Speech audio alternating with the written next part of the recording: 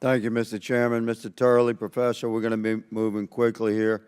Let us retract from the absurdities of 21st century Twitter.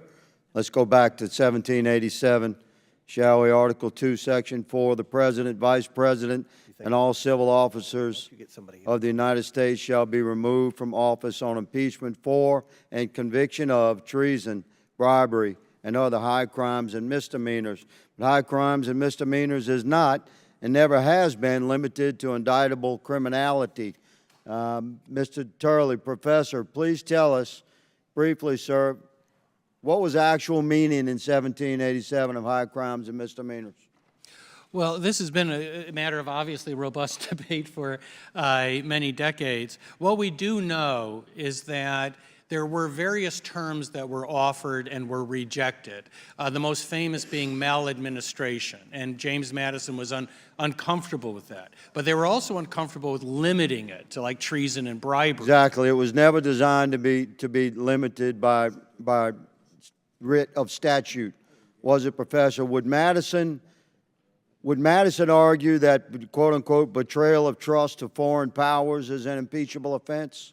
There are references to that type of betrayal of trust, but also if you take a look at past impeachments, they have gone to the violation of public trust, including the use of office to perpetuate false accounts or to obstruct this body. Agreed. So impeachment is a mechanism of our congressional authority. It's not a criminal proceeding, is it, Professor?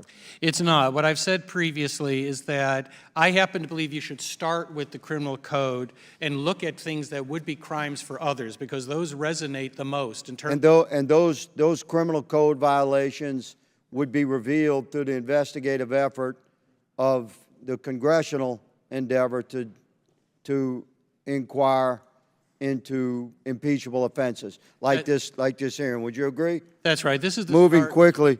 There's one of the gentlemen said there's no credibility to this evidence. Let me say, as an investigator, there's perhaps no category of evidence that's more credible than bank records.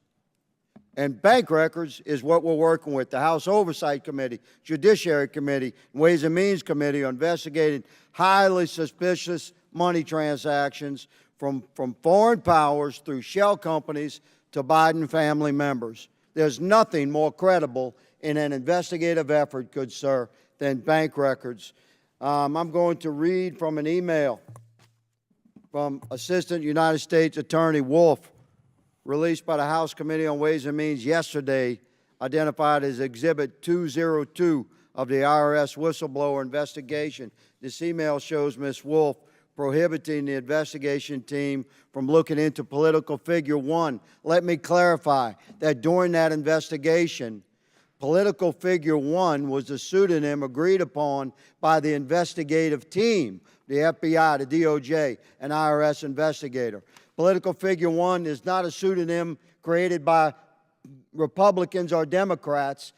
Political figure one is President Biden, is Joe Biden. Leslie Wolf, as a priority, someone needs to redraft Attachment B. There should be nothing about political figure one in here.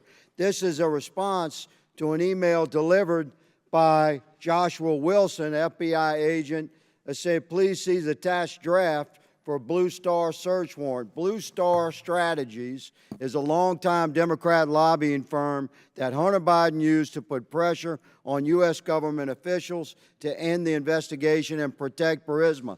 The Department of Justice was investigating Blue Star for these activities and allowed to retroactively register as a foreign agent. Today, no one has been held accountable at Blue Star. That happened during 2020, just months before your presidential election, America. You should be very concerned about this. Mr. Turley, based upon the constitutional parameters of the House of Representatives, do you agree that our Oversight Committee, Judiciary Committee, and Ways and Means Committee should be judiciously investigating reasonable suspicion of impeachable actions by President Joe Biden?